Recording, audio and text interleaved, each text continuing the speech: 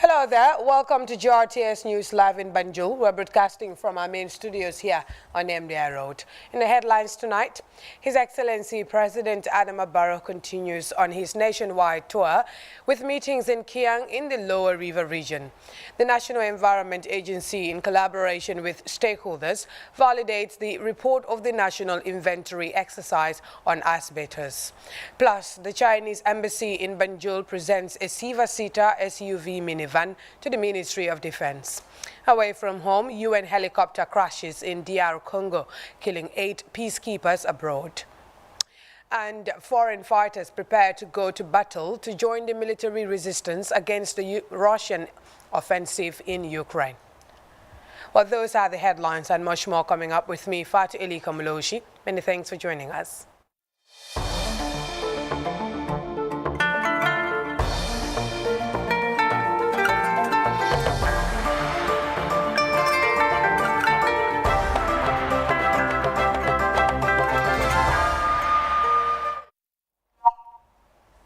Welcome to GRTS News. It's great to have you here. We begin this bulletin with the presidency, as His Excellency President Adama Barrow on Wednesday continues on his nationwide tour with meetings in Kiang East, West and Central constituencies in the Lower River region.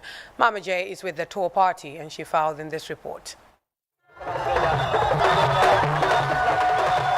The development benefits of improved electricity and water supply, as well as construction of good road network, is key to President Adama Barrow's government in achieving the basic needs of people, for they are strongly linked to socio-economic development of local communities. However, the construction of the first phase of $120 million road stretching from Sankandin to Karantaba in the Kiang West constituency highlighted the President's tour in the Lower River region. The people of Kiang believe that they have been neglected from the country's development projects since independence. This as attested to by the Alkali of Karantaba, Batuta Kambi, and aspiring candidate Lamin Drame, while constituency chairman Fabakari Drame called on the president to look into the issue of madrasa students who do not have a job market in the Gambia upon completion of their madrasa education. The people of Karantaba, however, appeal for boreholes, power tillers, tractors, and a multi-purpose skills training center for the youth.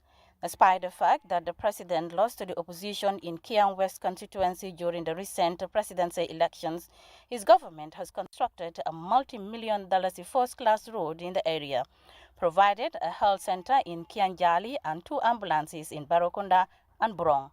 President Adama Barrow's development projects spread across the country, irrespective of tribe, politics, or party affiliation.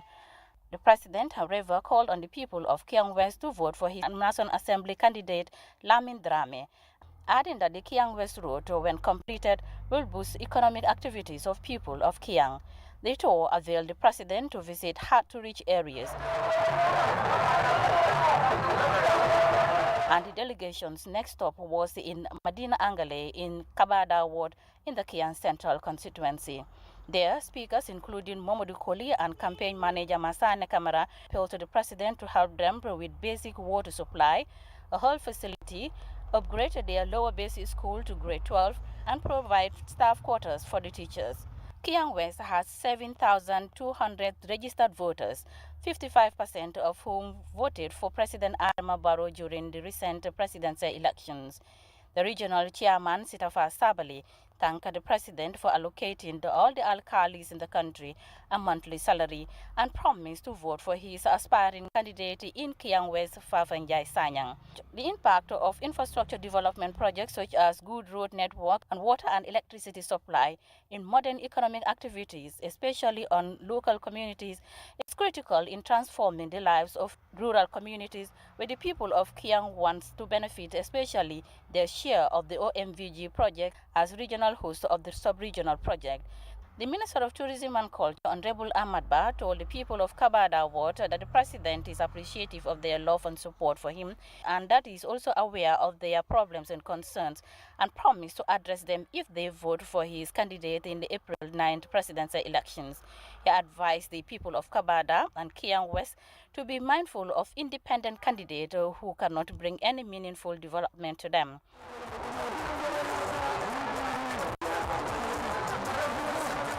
Kolior in the Kiang East constituency hold the last meeting for the day. The regional deputy woman mobilizer Ajama Jula Jufsane joined Bakari Junior Sane to rally more support for the aspiring candidate Lamin Sane, while Abu Mas hailed the president for providing them with water and electricity supply, but appealed for more support, especially a health facility constructed in the 27.5-kilometer road leading to the various communities in order to improve the socio-economic lives of people in the area. Aspiring candidates made a wide range of promises to the electorate as they sought their vote. Kiang West, like the western part of Kiang, used to be a stronghold for the opposition during the recent presidential election. But according to the various speakers, that is now history, for the people of Kiang East now want development in the area and promised to vote for President Adam Barrow's candidacy in the upcoming parliamentary elections. This comes hard on the heels of the president's promise to provide electricity in the area, adding that 1,200-kilometer roads will be constructed across the country in the coming 5 years, with Kiang inclusive in the project. This can only be effective if he has a majority of representatives in parliament who will support his development programs and policies. The president therefore called on the people of Kiang East to vote for his candidate Lamin Sani in the April 9th National Assembly elections. Mama J, RTS. Mama J there. Now, pursuant to Section 54 of the Election Act, the Independent Electoral Commission, IEC, informs the general public that it will conduct nomination of a candidate from the Gambia for All Party, GFA, on Friday, 1st April 2022 at the IEC Regional Office in Mansakonko at 12 p.m. This follows the demise of the GFA candidate in Kiang West constituency. Meanwhile, the IEC will conduct training for its polling staff in all administrative areas from the 1st to the 3rd of April 2022, the release concludes.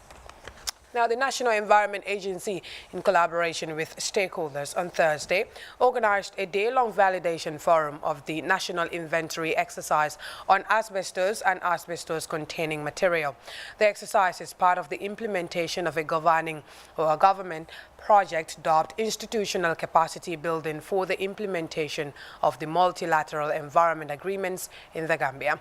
The two-year project is supported by the United Nations Environment Program through the Special Project Trust Fund for Chemicals and Waste. Olajimbai has the details.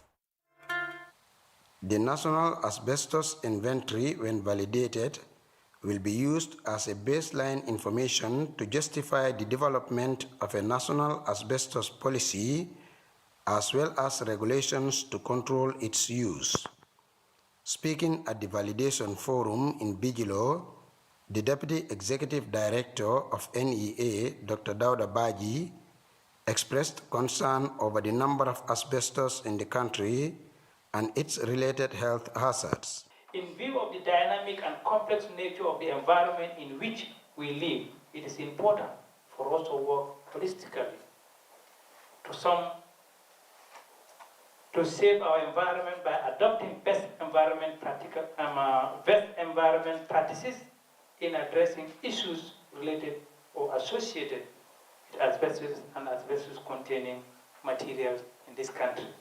It is important to work together collectively to protect our health, the health of the generation yet to be born, and the environment in which we live, from pollution associated with asbestos and asbestos-containing material. Dr. Baji also disclosed that most of the asbestos are found in public facilities, while few are used as fence in gardens and private homes. The studies show that approximately 320 facilities comprising public, academic, private facilities, private houses were visited and verified to have contained asbestos cement roofs. In addition, secondary uses of decommission or remove asbestos cement seeds was also discovered through the exercise.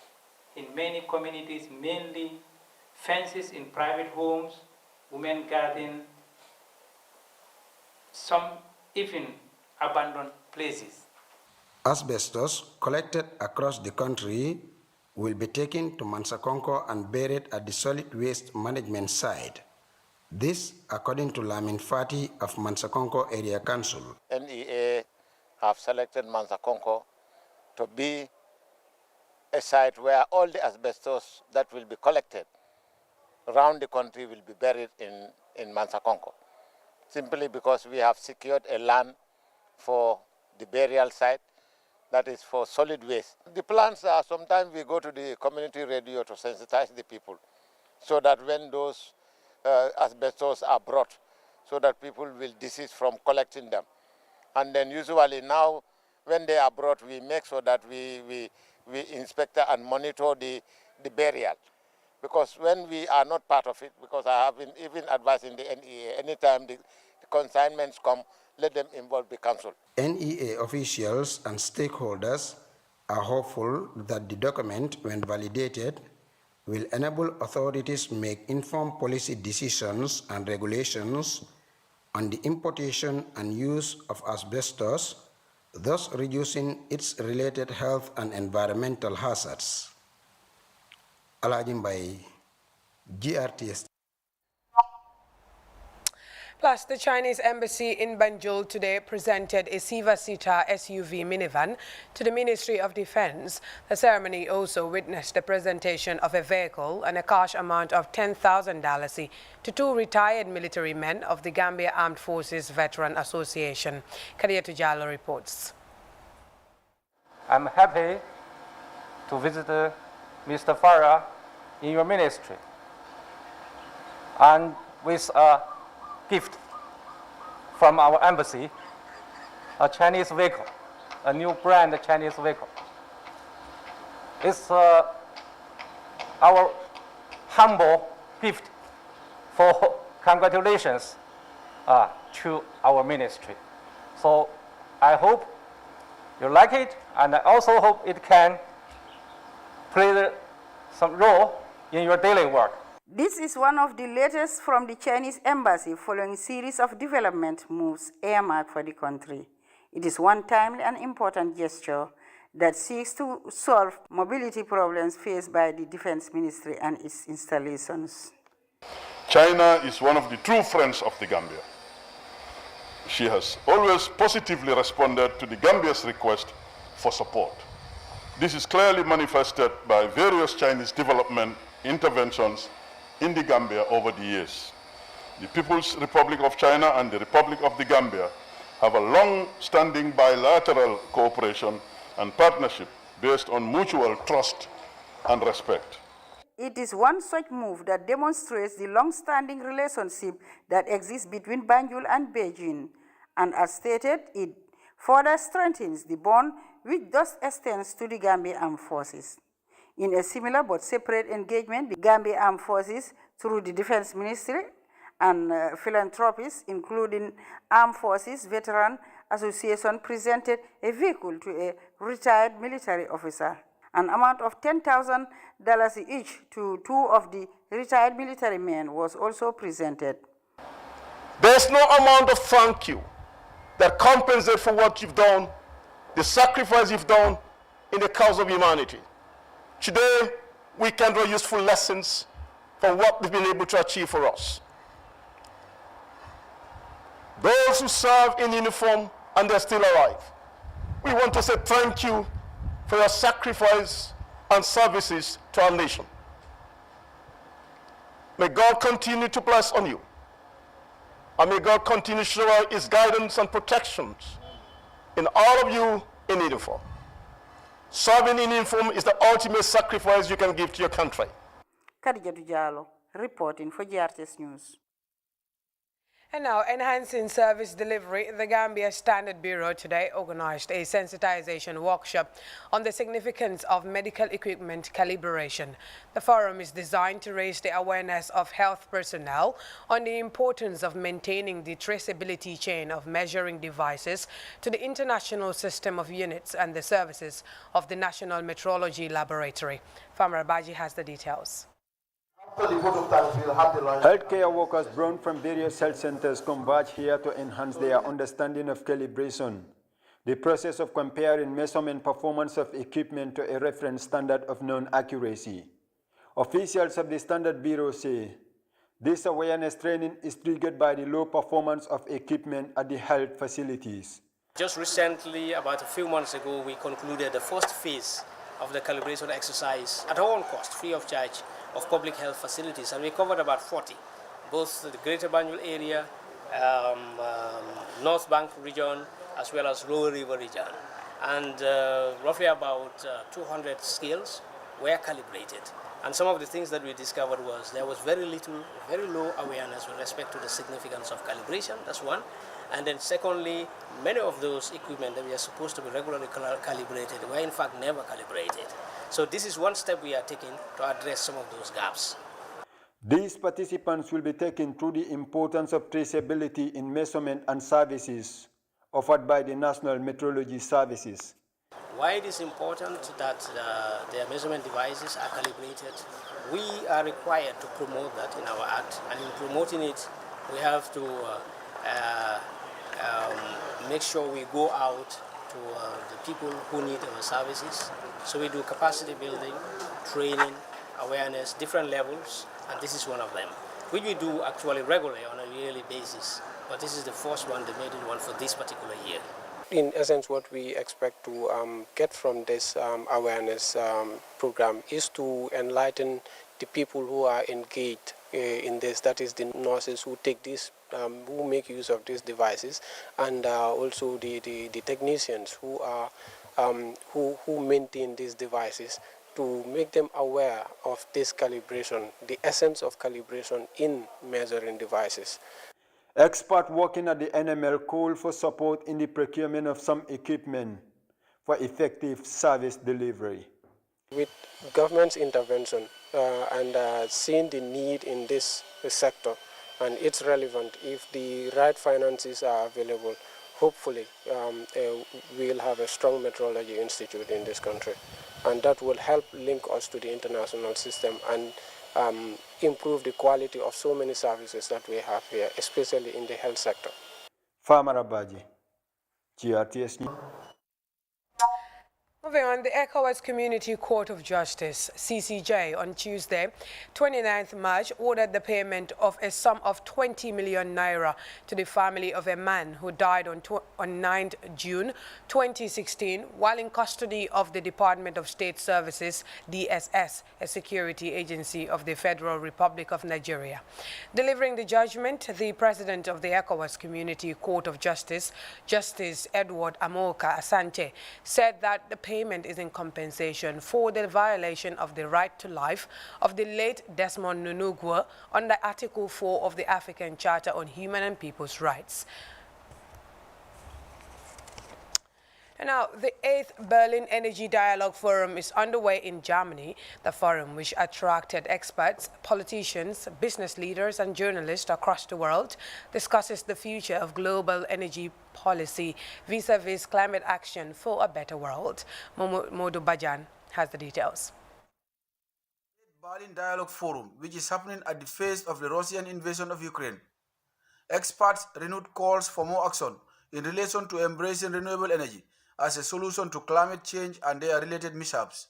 They include UN Secretary General Antonio Guterres and Annalena Baerbock, Germany's Federal Minister for Foreign Affairs, who called for reduction in global emissions. If our planet is broken, then we have to use all tools available to us together in order to heal the damage done as best as possible. And also, together we have to build national, international prosperity. The UN chief also stated that the world needs to fix the problem of its global energy mix. To limit global temperature rise to 1.5 degrees, the world requires a 45% reduction in emissions by 2030 and carbon neutrality by mid-century. And we are far off track. Last year, global energy-related carbon dioxide emissions grew by 6% when they should be falling. In fact, with current national commitments, emissions are projected to increase by almost 14% this decade. For individuals such as Germany's Federal Minister for Economic Cooperation and Development, Sven Jaskol, renewable energy sources are the answer to both the climate and energy crisis. Renewable energies are powerful drivers of development that enable developing countries to leapfrog stages of development. In other words, they help poorer countries to avoid a carbon lock-in, which means dependence on bridging energies such as gas. Instead, renewables help them to put their energy supply on a secure and climate-friendly basis right from the start. This will benefit all. The green energy transition promotes sustainable and robust development in the respective countries. At a time when the crisis in Ukraine is taking a toll on the global energy and economy, the 8th edition of the Energy Conclave attracted experts, politicians, business leaders and journalists from across the globe to discuss the future of energy policy and climate action for a better world. For the news, visit Modu Bajan. Modu Bajan there in Germany. Time now to take our first break. International news is up next. Stay.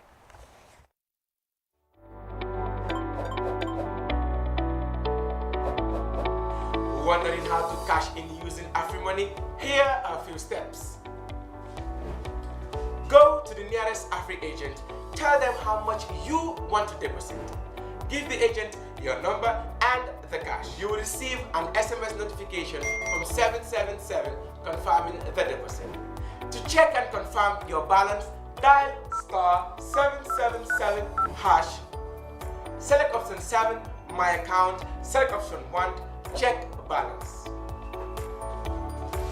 Enter your PIN to receive your balance. With AfriMoney, Sajahle Jehna.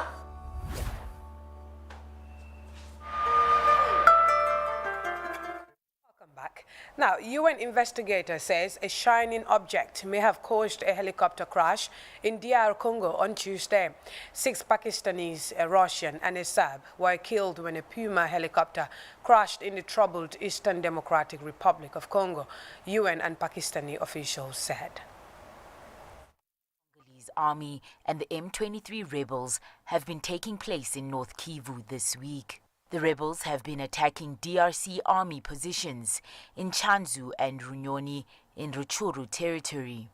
On Monday, following those attacks, 2 alleged Rwandan soldiers were arrested. The following day, a UN helicopter crashes in the area, killing 8 UN peacekeepers. The DRC's army said the helicopter was shot down by the M23 rebels.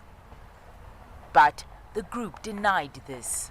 Congo's army also accused Rwanda of supporting the active rebellion in its eastern territory, a move which Kigali has strongly denied. Ce sont de fausses accusations.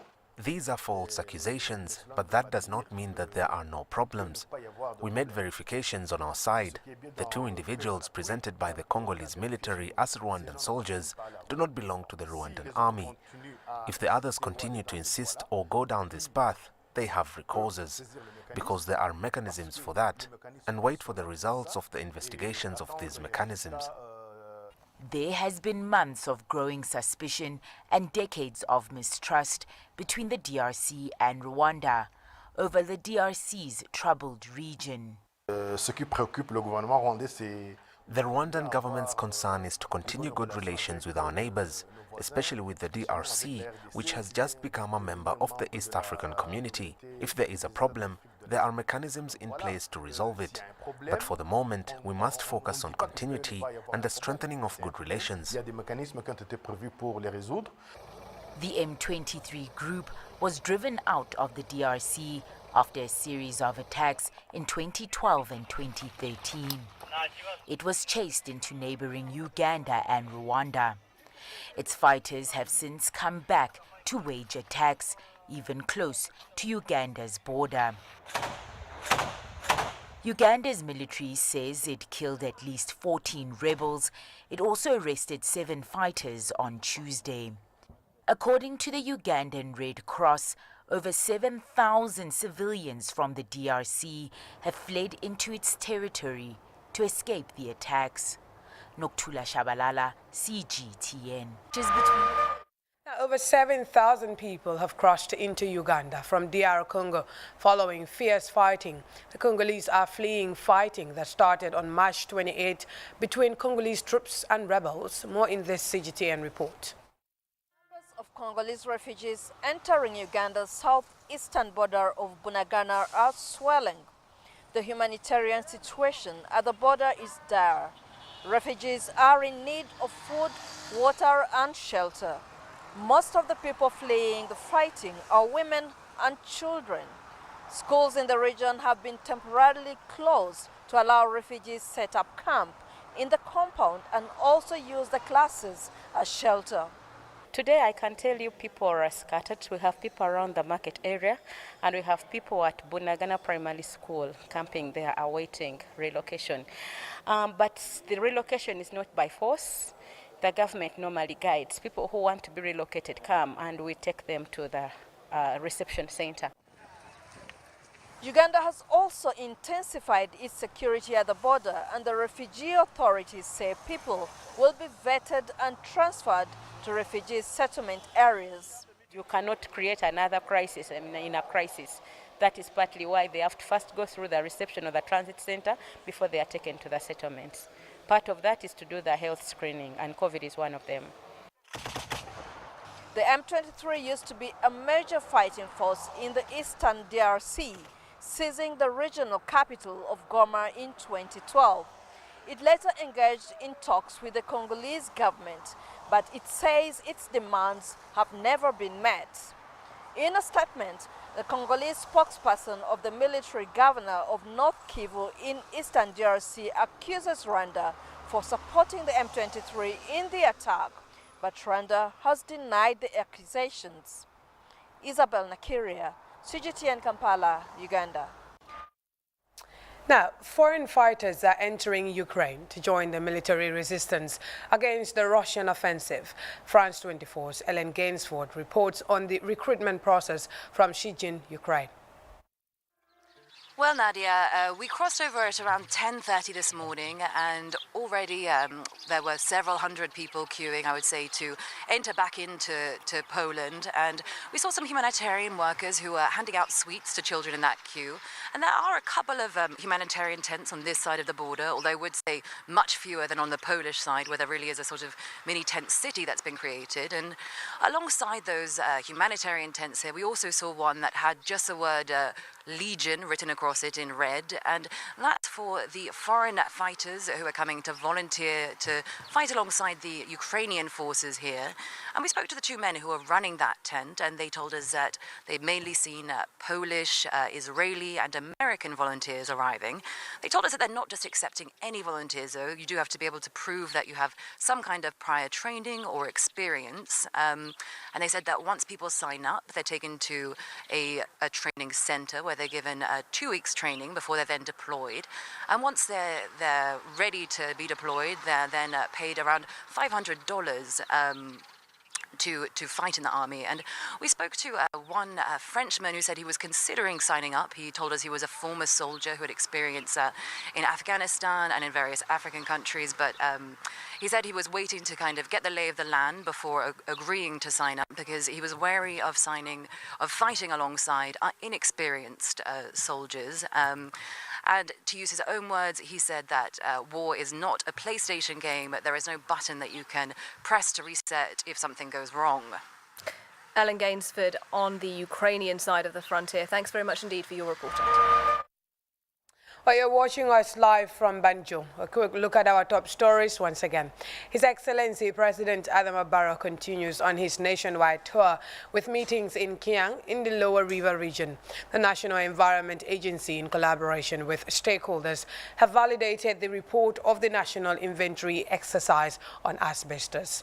Plus, the Chinese Embassy in Banjul today presented a seven-seater SUV minivan to the Ministry of Defense. Away from home, UN helicopter crashed in DR Congo, killing 8 peacekeepers aboard. And foreign fighters prepare to go to battle to join the military resistance against the Russian offensive in Ukraine.